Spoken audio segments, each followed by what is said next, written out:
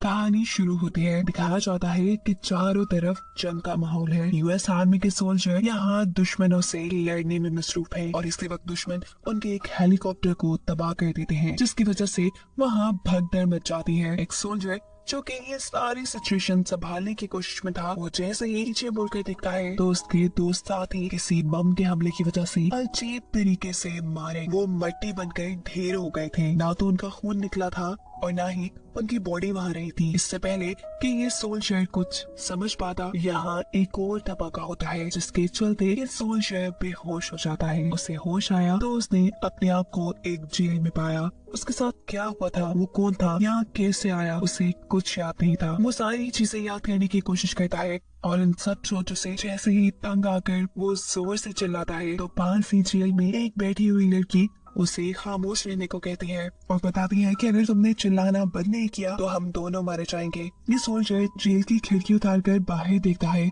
वहाँ तबाही ही तबाही थी। साथ जेल में बैठी हुई लड़की इस आर्मी सोल्जर को अपना नाम नादिया बताती है और कहती है कि ये तबाही हमारी दुनिया में हमला करने वाले रोबोटिक एलियंस ने की है और अगर तुमने शोर करना बंद नहीं किया तो वो हमें ढूंढ कर यहाँ आकर हमें मार देंगे। इस जगह हमें यहाँ के लोकल गैंग ने बंदी बना कर रखा हुआ है। उनकी इन्हीं बातों के दौरान यहाँ पर गैंगस्टर्स भी आ जाते हैं। हैरानबन तौर पर इस सोल्जर को गैंगस्टर्स की लैंग्वेज समझ आ रही थी। वो इनसे डील करने की कोशिश करता है, लेकिन ये गैंगस्टर्स तो उन्हें मारने पे ही तुले थे। ऐसे सोल्जर्स और इन गैंगस्टर्स के दरमियान में लड़ाई हो जाती है और एक गैंगस्टर से लड़ते लड़ते ये सोल्जर वहाँ बनी एक खिड़की से बाहर गिर जाता है, जबकि दूसरे गैंगस्टर्स यहाँ पर नादिया की जेल में जाकर नादिया से बदतमीजी करने की कोशिश करते हैं, लेकिन नादिया वक्त रहते ही इन गैंगस्टर्स की गन छीनकर इन दोनों को ही चकमा देते हुए जान से मार देती है और यहाँ से आजाद हो जाती है। पता चलता है कि वो एक आर्मी डॉक्टर है, इसीलिए वो इस बुरी सिचुएशन से निपट पाई। यहाँ से बाहर सोल्जर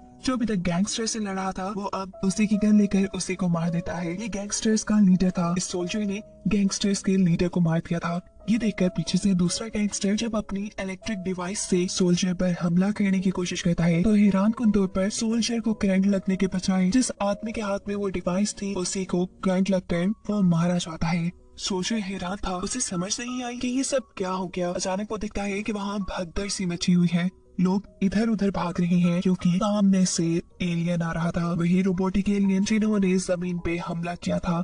और ये सोल्जर पहली मर्तबा इस एलियन को देखता है। वो भी इस एलियन से बचकर एक कार के पीछे छुप जाता है, लेकिन हैरानकुन तौर पे ये एलियन उसे स्कैन करके उसे बिना नुकसान पहुंचाए यहाँ से जा चुका है। खतरा टलने के बाद फौरन सोल्जर नादिया को बचाने के लिए इस पुलिस स्टेशन वाली बिल्डिंग में आता है जहाँ पर गैंगस्टर्स ने उन्हें बंदी बना के रखा था। तो दिखता है कि नादिया ने अपने आप को आजाद करवा लिया है। नादिया यहाँ उससे उसका नाम पूछती है, लेकिन सोल्जर को तो कुछ याद नहीं। नादिया अब उसकी यूनिफॉर्म पे उसका नाम देखने की कोशिश करती है, जो नाम आधा फट चुका था। वहाँ सिर्फ दो ही लफ्ज लिखे थे, बो। नादिया कहती है आज से तुम्हारा नाम बो है। ये सोल्जर अब नादिया से कहता है क्या हम लोग अमेरिकन बेस चलेंगे, लेकिन नादिया कहती है वहाँ जाने का कोई फायदा नहीं, अब तक तो वहाँ सब तबाह हो गया होगा। लेकिन जब ये सोल्जर वहाँ जाने की जिद करता है तो ना चाहते हुए भी नादिया को उसका साथ देना पड़ता है। ये लोग यहाँ खड़ी एक कार का इस्तेमाल करते हुए आगे बढ़ते हैं, लेकिन रास्ते में ही कोई उनके ऊपर हमला कर देता है। उनकी कार का एक्सीडेंट होकर वो एक तरफ गिर जाती है। पता चलता है कि हमला करने वाले कीनिया के सोल्जर्स थे जो बो को देखकर उसे मारना चाहते थे, क्योंकि वो एक यूएस मिलिट्री का सोल्जर था और कीनिया को लगता था कि इस दुनिया में ड्रोन्स के आने की वजह सिर्फ यूएस मिलिट्री ही है, क्योंकि उनकी हजारों सैटेलाइट्स आसमान में है। उनके ही ड्रोन्स और यूएस मिलिट्री बेस पे लगाई हुई बहुत सारी एंटीनास इन सारी चीजों को कंट्रोल कर रहे हैं, जबकि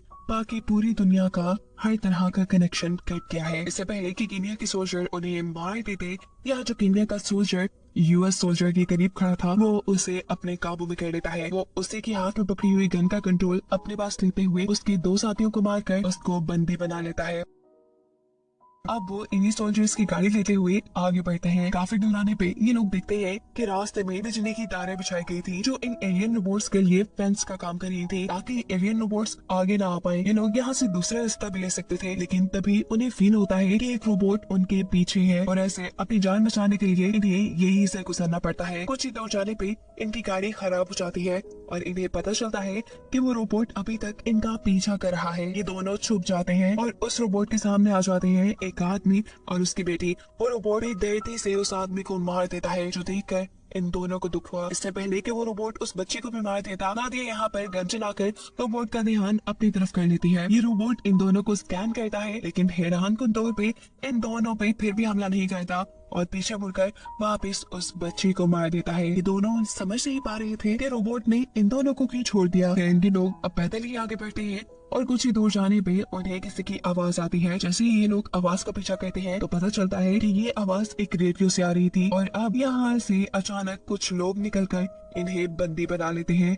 इन्हें मालूम होता है कि ये आवाज उनके लिए एक ट्रैप थी। इन दोनों को यहाँ किसी चीज के साथ बांध दिया जाता है और फिर अचानक ही दो बाइकर्स इनके करीब से गुजरते हैं और बाइकर्स के पीछे पीछे यहाँ वो रोबोट पे आने लगा था जो पहले से ही वो का पीछा कर रहा था। वो समझ आता है कि इन लोगों ने एलियन को यहाँ तक बुलाने के लिए उनका चारे के तौर पे इस्तेमाल किया है। जैसे ही एलियन यहाँ आता है ये लोग मिलकर उसके ऊपर हमला कर देते हैं। एक आदमी उसके ऊपर जंजीर फेंकता है जबकि पीछे से दूसरा आदमी उसको शूट करके मारने की कोशिश करता है। ये रोबोट तो यहाँ गेश आता है लेकिन इससे फायदा नहीं हुआ क्योंकि दो रोबोट यहाँ और आ चुके थे और इनको डिस्ट्रैक्ट करने के लिए बाइकर्स जल्दी से निकलते हुए यहाँ से दूसरी तरफ भागते हैं। रोबोट भी बाइकर्स का पीछा करते करते यहाँ से दूर चले जाते हैं और मौके का फायदा उठाते हुए यहाँ बो और नादिया दोनों अपने आप को छुड़वा कर भाग चुके थे। वो अब पैदल ही सफर कर रहे थे। आगे चलते चलते इन्हें एक कार मिलती है जिसमें बैठकर ये लोग आगे का सफर तय करते हैं। अचानक करीब ही उन्हें कुछ अजीबोगरीब आवाजें आती है। उतर कर ये देखते हैं कि वहाँ एक एलियन मरा हुआ था। इसके बाद सामने जोर से धमाका होता है। ये लोग देखते हैं कि काफी सारे एलियंस इन्हीं की तरफ बढ़ रहे थे। अपनी जान बचाने के लिए ये जल्दी से वापस कार में बैठते हैं और आगे की तरफ भाग जाते हैं। एलियंस इन्हीं का पीछा कर रहे थे जिनसे बचने के लिए ये लोग करीब ही एक घर को देखकर उसकी बेसमेंट में अपनी जान बचाने के लिए छुप जाते हैं और इसी दौरान यहाँ पर एक बहुत बुरा तूफान आ जाता है। इस तूफान ने उनके ऊपर से पूरा घर तोड़ दिया था। पता चलता है कि ये कोई तूफान नहीं बल्कि एलियन शिप थी जो इस घर को तोड़कर इन्हें अपनी तरफ खींच रही थी। नादिया और बोथ दोनों ने एक दूसरे को अच्छे तरीके से पकड़ लिया था लेकिन फिर भी ये एलियन शिप से बच नहीं पाते और नादिया बो से छूटकर एलियन शिप की तरफ तेजी से बढ़ने लगती है। वो अब यहाँ से नीचे गिर चुका था जबकि एलियन शिप नादिया को लेकर यहाँ से जा चुकी थी। कुछ देर बाद जब बो को होश आया तो उसने देखा कि उसका पाँव बहुत ही बुरी तरह जख्मी था। वो अपने पाँव पे पट्टी बांधते हुए यहाँ से दोबारा निकलता है यूएस मिलिट्री बेस के लिए। जल्द ही वो बेस पे पहुंच भी जाता है और यहाँ आकर वो देखता है कि पास में यहाँ कोई अमेरिकी सोल्जर नहीं था। चलते चलते वो अब करीबी एक शहर में आ चुका था जहाँ वो कुछ ऐसे लोगों से मिलता है जो इन एलियन रोबोट्स को मारने के लिए हथियार बना रहे थे और इन्हीं हथियारों के जरिए वो इन रोबोट से लड़ रहे थे। रोबोट्स इतने ताकतवर थे कि उनको इंसानों का सामना करने के लिए किसी हथियार की जरूरत नहीं थी। इसी जंग के दौरान एक रोबोट की नजर पेश आती है बो के ऊपर। वो इससे डर कर एक जगह पे छुप जाता है। रोबोट उसके पास आता है, उसे स्कैन करता है और एक और मर्तबा ये रोबोट भी बिना उसे कोई नुकसान पहुंचाए यहाँ से जा चुका था। इस रोबोट को ऐसे अपने ऊपर चढ़ा देकर यहाँ की सारी चीजें देखते हुए बो को बहुत कुछ याद आने लगा था। उसे उसका पास्ट याद आ रहा था। ज्यादा सोचने की वजह से उसका दिमाग थक कर वो बेहोश हो जाता है।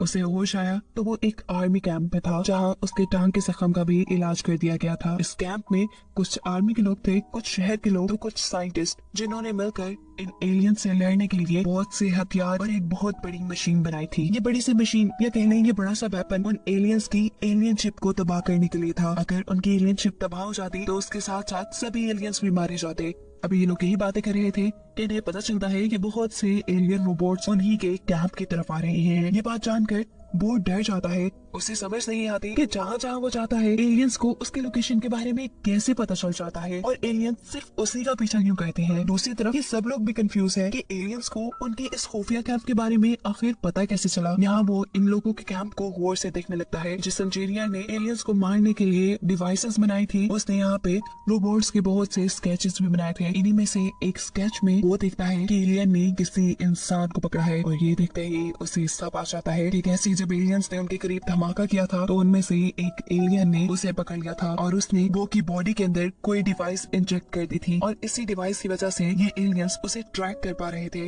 और इसीलिए रोबोट्स उस पर हमला भी नहीं कर रहे। और इस वक्त भी वो की वजह से ही रोबोट्स को उनके लोकेशन का पता चला था। वो बिना किसी चालाकी के ये सारी बात उनको बता देता है। डिटेल्स बताते हुए वो कहता है कि एलियन शिप मुझे ट्रैक करती है, जहाँ जहाँ मैं चाहता हूँ वो वहीं वहीं आ जाते हैं क्योंकि उनको लगता है कि वहाँ पर इंसान हो सकते हैं और ये इंसानों को मार रहे हैं। इनकी बात सुनने के बाद इस कैंप के लोग बो को ही मारना चाहते थे। इससे पहले कि वो बो को मार देते, वो कहता है रुको, मुझे नहीं मारो, मैं तुम्हारे बहुत काम आ सकता हूँ। देखो, मैं जहाँ चाहूंगा एलियन मेरे पीछे आएंगे, वो भी अपनी एलियन शिप लेकर। अब इससे बेहतर कि तुम लोग अपनी इतनी बड़ी मशीन को लेकर एलियन शिप का पीछा करो। इससे बेहतर है कि तुम इस एलियन मशीन को मेरे साथ लेकर चलो। जैसे ही वो मुझे ट्रैक करते हुए मेरी तक आएंगे, हम सब मिलकर इस बड़ी सी मशीन से एलियन शिप पर हमला कर देंगे और ऐसे एलियंस का काम तमाम हो जाएगा। बो का आइडिया सभी को पसंद आया था, इसीलिए ये मशीन लेकर एक टनल के जरिए बाहर निकलते हैं। बाहर निकलते हुए देखते हैं कि एलियन शिप अब एक ऐसी जगह पे जा रहा था जहाँ बहुत से लोग थे। ये जल्द से जल्द उस एलियन शिप के पास पहुंचना चाहते थे और ये शॉर्टकट लेने के लिए